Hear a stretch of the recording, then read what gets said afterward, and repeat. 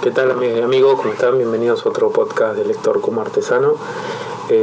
Quizás noten mi voz un poco grave y un poco cansada porque bueno, es una semana como súper cargada, yo les diría innecesariamente cargada de cosas, pero no quería dejar de hacer un posteo breve, aunque sea porque tengo ganas de comunicar 2 o 3 cosas que me parecen importantes y que ya pasadas estos días van a quedar como noticias viejas. Así que nada, empiezo con las cosas que me parece importante. Va a ser un podcast cortito, como para solamente un poco información parroquial, ¿no? Novedades y cosas que está bueno que circulen y que se me ocurrieron un par de ideas asociadas a ello. La primera tiene que ver con los premios Cinder. Sí, los premios Cinder son unos premios que van ya por su 3ª edición. Y que reúnen un colectivo de divulgadores y de difusores de la historieta de intergeneracional o transgeneracional. Eso me parece que es un dato súper importante.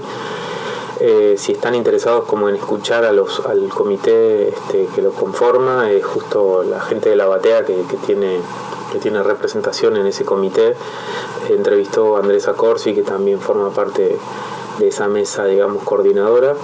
Y bueno, la Batea subió todo un podcast cortito sobre eso, así que no me voy a expandir sobre eso, pero sí darle como una divulgación o una difusión para que todo el que pueda, quiera, a partir de las 14 horas del sábado, este sábado 25 de marzo, va a haber una feria de historietas previa y a las 17 horas se entregan los premios. Esto va a ser en la Biblioteca Nacional, en la explanada, que es la entrada. Si conocen la biblioteca saben que hay como un parque antes, y pasando ese parque hay que subir unas escaleras. Bueno, en esa explanada, antes de entrar, se hace, digamos, la entrega de premios. Ya es un lugar que, digamos, el evento tiene como tradición, ¿no? Una breve tradición, pero tradición al fin, de hacerlo. Así que nada, están más que invitados. Y una reflexión sobre esto es, bueno, están apareciendo premios. Tenés los premios Trillo, que ya están hace mucho en la Crack Bam Boom, el premio Banda Dibujada.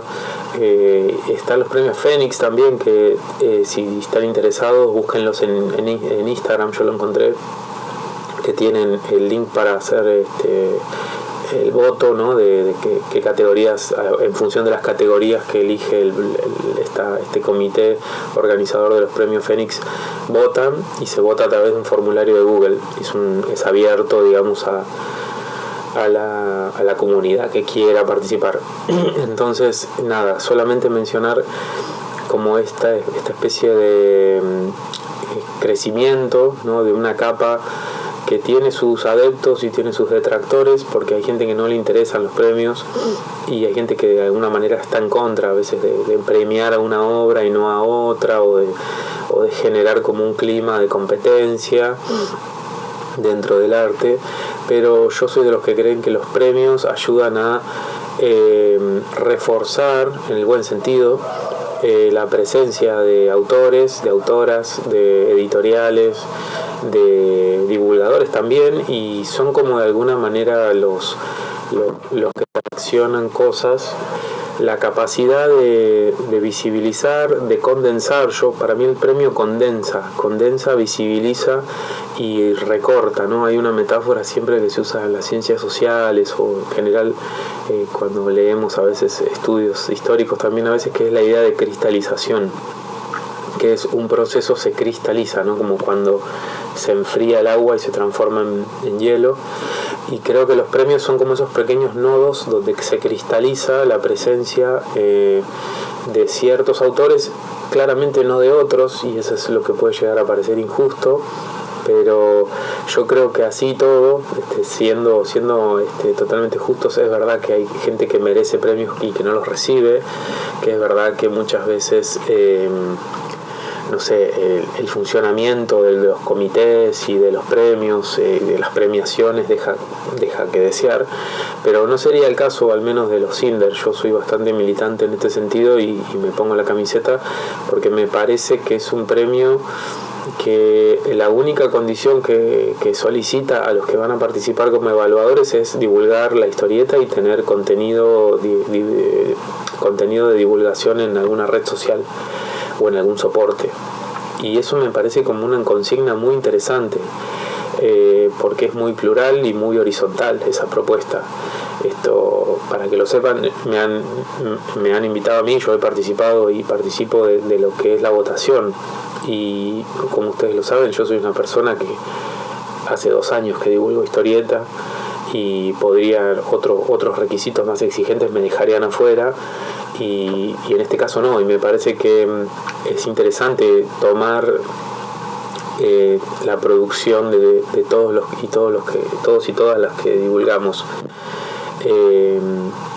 Lo escuché también en el podcast de La Batea, que decía que Andrés Acorsi decía que bueno, que quizás también en algún momento haya que subir un poco la vara, y me parece justo también, me parece verdaderamente justo, porque yo soy de los que piensa que cualquier espacio necesita algún procesos de institucionalización de alguna manera, y que esa institucionalización tiene cosas negativas, pero en general lo positivo que tiene es que te permite dialogar con otras instituciones, como por ejemplo el Estado, cámaras de comercio, otras editoriales más grandes, incluso editoriales de otros países de otra manera.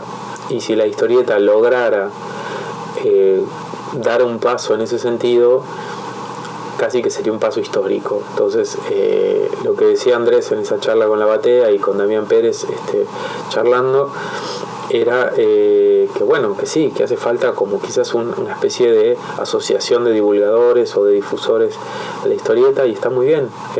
Al menos yo suscribo esas cosas, porque el único daño que pueden traer es cierto aura de elitismo, pero creo que los que están en la historieta saben que las personas que conforman la historieta argentina no tienen demasiado arraigado ese ambiente elitista, como voy a decirlo también, como puede ser el teatro o puede ser la literatura.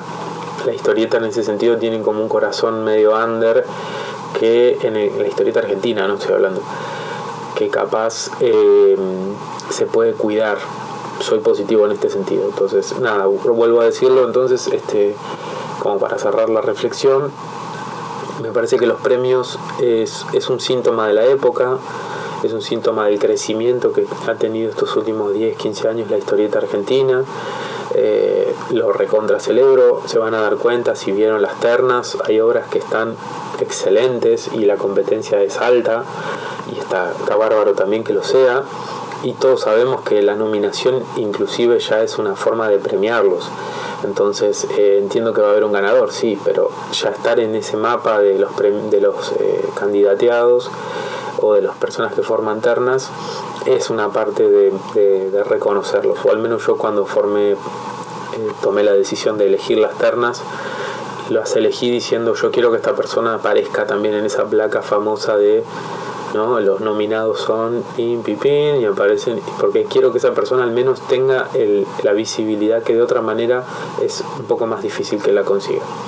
Dicho esto, también hay que ser realistas, y los premios en general es un premio muy joven, y es un premio que no sé, ganás el premio y no ganás, digamos, no sé, 100.000 pesos, ni, no sé, circula tu obra en otro país, ni qué sé yo.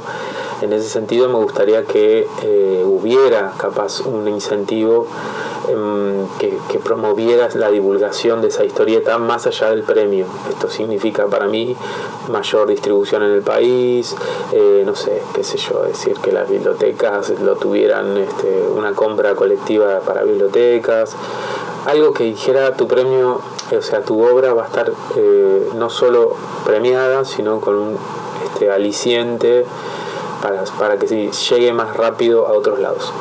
Dicho esto, como una pequeña quizás salvedad crítica, pero bueno, sigue estando genial la idea para mí. Y los premios Fénix, me pasa que no puedo decir mucho porque no conozco el entramado de cómo se generaron, y tampoco la página ofrece información muy clara de, bueno, quiénes son los organizadores, cómo funciona ese comité, cómo funcionan las ternas, porque hay algunas cosas expuestas y otras no. Y esa falta de claridad yo creo que hace que el sistema del premio Fénix tenga como un halo de misterio que no está bueno, porque no está bueno que un premio no tengas en claro cómo funciona la normativa y cómo funciona la elección de los candidatos. En el caso de los Cinder son premios en los cuales se hizo toda una primera ronda de sugerencias, es decir, todas las personas que forman parte del equipo, ¿no?, que va a premiar los Cinder, primero eligen categorías y después sobre esas categorías a cada uno nos llegaba un formulario diciendo, bueno, ¿a quién querés poner acá? 5, 10, 15, todas las personas que quieras, y a partir de ahí se tabula todo y se hace todo una depuración. Entonces, y eso está claro en la propia página que dice cómo funciona. Yo sugiero con todo el amor del mundo, si van a ser la gente de los premios Fénix, estaría bueno que eso estuviera más accesible para que todos lo pudiéramos leer. Pero nada, cierro con esto entonces. Premios Cinder, tercera edición, sábado 25 de marzo, 14 horas, la feria de historietas, 17 horas la entrega de premios.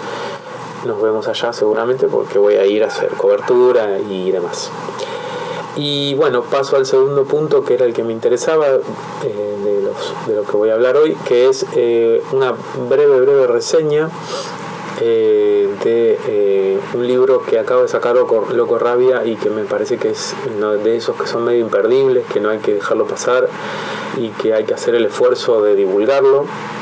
Se trata de Beatriz, ¿sí?, el autor Jory Mertens, belga, ¿no? Es un autor belga, y celebro esta no sé si novedad, pero esta modalidad de empezar a traer autores exclusivamente de las editoriales argentinas, autores de Francia, de España, de Bélgica.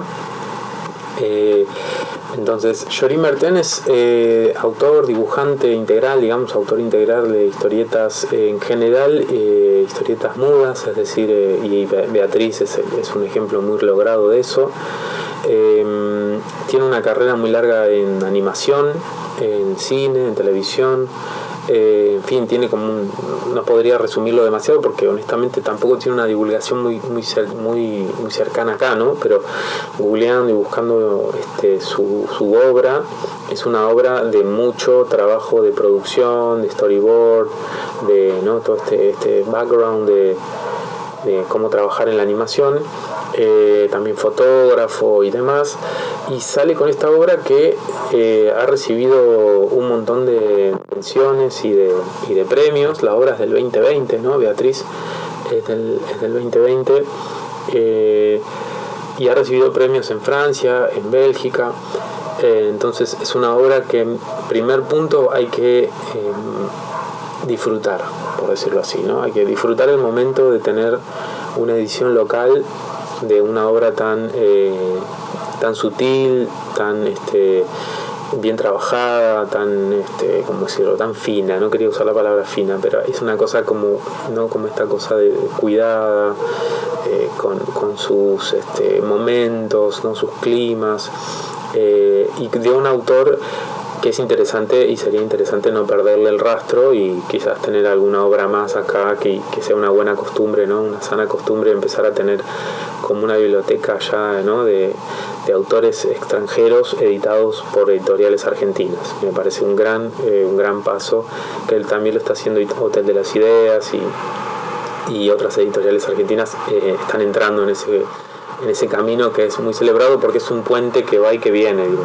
Me parece que es lo que hay que hacer, que primero hay que distribuir acá lo local, seguro, pero también hay que empezar a tender puentes hacia el afuera. Yo estoy como deseando mucho querer leer libros y cómics brasileros, empezar a traducirlos del portugués y empezar a traerlos y empezar a traducir al portugués y tratar de que salgan de Argentina para Brasil, o que salgan para, no sé, México, donde fuera, ¿no? El habla hispana, en ese sentido tenemos una gran posibilidad. En el caso de Beatriz tiene la particularidad de que, al ser una historieta muda, la traducción la simplificás, así que más aún todavía, más fácil, ¿no? Más accesible. Así que en primer punto celebrar todo ese momento, así como decía recién sobre los premios Cinder, los Trillo y lo demás, que es un momento con una condensación. Yo creo que esto también es un paso hacia adelante, que Loco Rabia trabaje de esta manera, ¿no? Con este ida y vuelta transatlántico, por decirlo de una manera.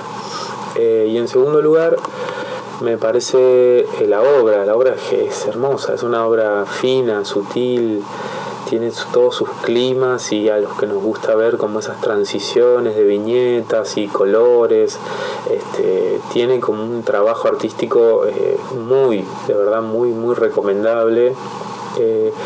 Entiendo que quizás el que no está familiarizado con la historieta puede sentir que capaz no le llegue, claramente no es así. Les puedo asegurar que van a sentir que es una historieta que les llega, que les comunica, que no tiene vueltas, que es sutil pero a la vez es accesible. Es muy difícil hacer eso, así que nada, por ese lado va la cuestión de la valoración estética de la obra, que es una obra que no se la tienen que perder. Y en tercer lugar, bueno, ¿de qué va, no? ¿De qué trata? ¿Cuál es la historia? ¿Cuál es el argumento? ¿De qué manera me voy a enganchar con esta obra que en lo estético es muy convocante, ¿no? Ya me dan ganas de verla. La historia trata sobre una persona que es Beatriz, que trabaja en un local, en un shopping, digamos, en Francia, y ahí entra un elemento fantástico que le va a permitir a ella moverse en el tiempo y viajar al París de principios del siglo XIX, principios del siglo XX, fines del siglo XIX. Ese elemento fantástico está muy bien también contado, pues es muy difícil como contar eso sin hablar, sin decir con esto vas a viajar al pasado. Así que juega mucho también con una sensación, un sentimiento de nostalgia, de nostalgia por el pasado, de cómo ver ese pasado y cómo ver al mundo en el pasado. Y un poco es como toda película que hable sobre el viaje en el tiempo, o sobre todas las películas, ¿no? Yo soy muy de linkear enseguida con películas. Esta historieta me traslada también a lo que es el paso del tiempo en la gente. Entonces toca esa fibra también, no es solamente un elemento fantástico y ya. Si tuviera que como que emparentarla con películas, hay una película, voy a ir como de más popular a menos popular, Medianoche en París, ¿no? De Woody Allen. Si la vieron, tiene algo de esto, ¿no? De esta cosa de viajar al pasado, pero a la vez llevarme sentimientos y conectar con ese pasado, no solo desde los deslumbramientos, sino de por ahí enamorarme de alguien del pasado.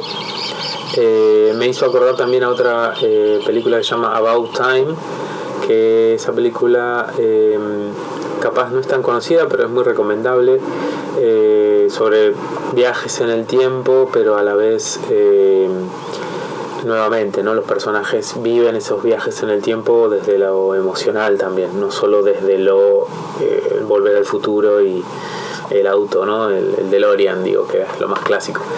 Y la última, que capaz esta es más perlita, es una película que actuó Christopher Reeve, ¿se acuerdan? El viejo Superman, que se llama Somewhere in Time. Esa es para mí la más parecida. Es una película que tiene guión del mismo que hizo Soy Leyenda, de este hombre que no me acuerdo ahora cómo se llama, Matheson, es Richard Matheson. Si no recuerdo mal, hizo Soy Leyenda, es decir, que es un tipo que sabía de ciencia ficción y de futuros apocalípticos, qué sé yo, pero en esta película Somewhere in Time, Christopher Reeve es un tipo que viaja al pasado y es muy parecido a Beatriz. Beatriz, cuando viaja al pasado, se va a enamorar del pasado, de la gente, y va a generar vínculos, y Christopher Reeve en la peli hace lo mismo. Entonces, como para que hay algo que me pasa a mí, que todo el tiempo toco temas de películas, porque a mí me parece que la historieta se tienen que amigar con esos formatos audiovisuales, en el sentido de que leer una historieta puede tener incluso interconexiones temáticas, estéticas, con algo de lo visual, del audiovisual, y por eso las suelo hacer todo el tiempo, estas conexiones, así que sepan disculpar a los que no les guste y quieran hablar solo de historieta. Yo creo que la historieta tiene que dialogar con la literatura, tiene que dialogar con el cine, con teatro, con todo, ¿sí? Alimentarse de eso y que gente que mira teatro también se anime a abrir una historieta, ¿no? Otra vez estos doble vínculos. Así que nada, Beatriz por Locorrabia está en preventa, está a un precio accesible, y yo creo que es para aprovecharlo, así que ahí termina la recomendación de esta semana rapidonga que estoy haciendo.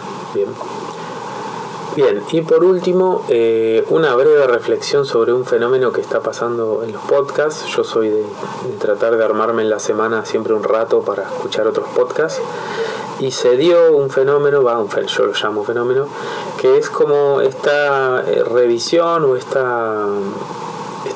como una suerte de ciclo de entrevistas al cumplirse aniversarios. Por ejemplo, el puntapié, me parece, inicial fue el aniversario de la que fue la línea de ese perfil allá por los lejanos 90, que marcó a muchos de nosotros, yo incluido, y que bueno, fue muy vista, tiene muchas visitas en YouTube, y eso también es todo un dato, y que estuvo, me parece genial en términos de lo que fue. Todos sabemos que bueno, Andrés Acorsi hizo varias veces o dio entrevistas o escribió o habló sobre eso. Entonces uno diría, bueno, que esta charla que me va a agregar, ¿no? Si ya más o menos sabemos de todo. Pero estuvo muy buena porque primero la dirigió Javi Paredes, que hizo muy bien su trabajo de entrevistador y de pivoteador entre los entrevistados. Y el segundo punto justamente fue eso, fue una entrevista coral, no solo a Andrés, que trabajó como traductor de lo que fue esa línea, de la línea perfil, sino a Rafa de la Iglesia, que si se acuerdan, los que se acordarán, hacía las notas y las presentaba, digamos, los personajes y las mini biografías, y tenía todo a cargo el correo de lectores. Y para mí el tercero y más superior en el sentido de más novedades que me trajo fue Osvaldo Tangir, que era el secretario de redacción de Perfil, es decir, la cabeza del proyecto dentro de Perfil. Entonces me encantó como esos tres elementos, ¿no? Acorsi como el traductor, Rafael de la Iglesia como la persona que hacía todo el trabajo de darle contexto mayor a la revista, y Osvaldo Tangir como un poco la pata de la editorial, la pata fina de la editorial. Y de verdad es imperdible esa interacción entre los tres, lo que los tres cuentan. Es la mejor, para mí es la mejor, si quieren saber qué fue esa generación, porque tienen la mirada de tres personas que piensan el proceso a veces distinto. O sea, notás como énfasis en ciertas cosas que si solo lo escuchás a Andrés Acorsi o solo lo escuchás a Tangir, te va a parecer una parte, ¿no? Un pedacito, y al estar los tres charlando ahí, eso se realimenta más fácil y queda bárbaro.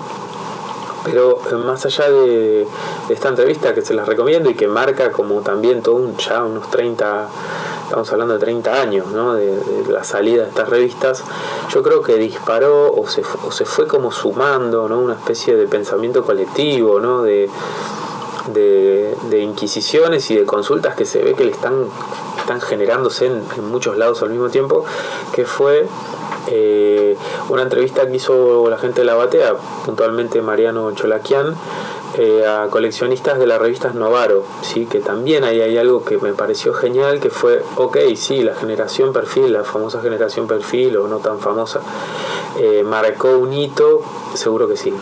Ahora, no inventó, digamos, el consumo de superhéroes en Argentina.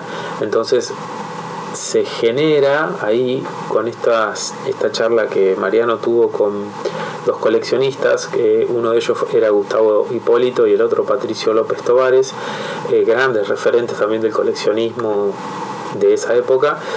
Está generando lo que a mí me encanta, que es la línea de tiempo, la cronología. Bueno, si yo tuviera que hacer una cronología fina, obviamente no empieza todo en el año 93 ni en el año 89, hay que ir para atrás y hay que seguir yendo para atrás y hay que seguir yendo para atrás. Novaro es una editorial que estuvo acá presente casi 30 años, ¿sí? Desde los años 60 hasta casi mitad de los años 80. Entonces, no es moco de pavo, perdón, no quiero ser malo, pero son 30 años dando vueltas, con una circulación bastante errática, con muchas críticas sobre lo que era la traducción, todo lo que quieran. Pero si alguien sabe de Batman, es para mí, ¿no? Es por la serie animada, porque incluso en la prensa había circulación de historietas de Batman. Yo hace muy poquito fui a hacer tareas de archivo en el Congreso, en la biblioteca del Congreso, y encontré en el diario Crónica se publicaba Batman, se publicaba las tiras ¿no? las famosas 3 viñetas que continúan todos los días y que el fin de semana se hace una viñeta más larga, pero también Dick Tracy, Popeye, es decir, hay un mundo dentro de los diarios también de circulación de los superhéroes y de las historietas que me parece que está, si no entiendo mal yo cómo está el campo de la investigación, no sé si hay muchos trabajos sobre eso. Pero volviendo a Novaro, me pareció re interesante esa charla, se la súper recomiendo porque complementa perfecto lo que fue Perfil. O sea, Perfil fue una generación que algunos llegamos por primera vez a leer una historieta, pero había gente que ya venía de coleccionar Novaro, y no me acuerdo si es Patricio López Tovares o Gustavo Hipólito, dicen, yo las de Perfil ni las leía, no me gustaban, a mí me gustaban las de Novaro, y hay como una suerte de pluralidad de cómo, ¿no? se consumían este género que es básicamente DC, ¿no? Y para terminar de complementar esta mirada histórica, si quieren, de esta revisión histórica o de memorias sobre lo que eran las revistas de superhéroes en los años 80-90, el podcast de Archivo de Cómics subió en 2 partes las editoriales argentinas que publicaron Marvel entre los años 93 y 96, 97, creo que llega hasta el 97, y está buenísimo. Es como terminar de ver todo el mapa, o al menos, ¿no? El primer gran esbozo de cómo era finalmente esa circulación de historietas y de producción y de generación de editorial local, ¿no? Novaro eran traídas de México, pero bueno, circularon por todos lados. Perfil también tuvo una circulación muy grande, principalmente en el litoral, pero también en todo el país, incluso en países limítrofes. Y bueno, nos falta entonces Marvel. ¿Y cómo llega Marvel a la Argentina? Y bueno, llega por editoriales un poco más erráticas, pero que también llegaron. Digo, yo tengo las historietas de X-Men que salen, digamos, toda la saga de ¿cómo se llama este villano de Wolverine? Omega Rojo, la saga de Omega Rojo y bueno, demás. Después se terminó, fue cortito, ¿no? Y sabemos todos un poco los por qué, pero no se lo pierdan también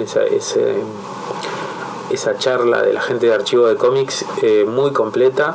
Así que última recomendación, entonces el video de, si les interesa estos temas, ¿no? El video de Comiqueando sobre el aniversario de ese Perfil, la charla de Mariano Cholaquian de La Batea en el podcast La Batea con los fanáticos y los coleccionistas de Novaro, y por último Archivo de Cómics haciendo una revisión y un trabajo de recuperación, digamos, de recuperación de la memoria y de histórica sobre la circulación y la creación de editoriales argentinas para publicar Marvel entre el 93 y el 96.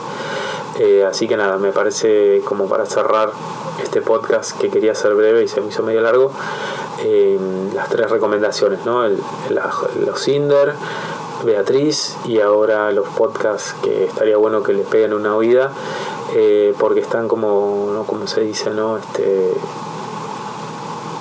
Porque están muy buenos y vale la pena reflexionar un poco sobre este ambiente, ¿no? Que hoy OVNI, digamos, tiene toda esa nueva camada de distribución y editorial. Bueno, los voy dejando, espero que les haya gustado y nos vemos en el siguiente podcast.